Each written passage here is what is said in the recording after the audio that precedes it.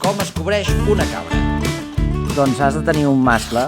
En aquesta generació, un mascle, les filles ha de ser un altre mascle, no pots tenir el mascle repetit perquè les filles no les pots cobrir amb el seu pare.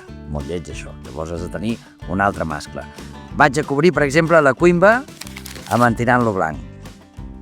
Lo posem aquí durant tot el torn mentre l'estàs cobrint perquè així saps que aquest boc està cobrint aquesta cabra.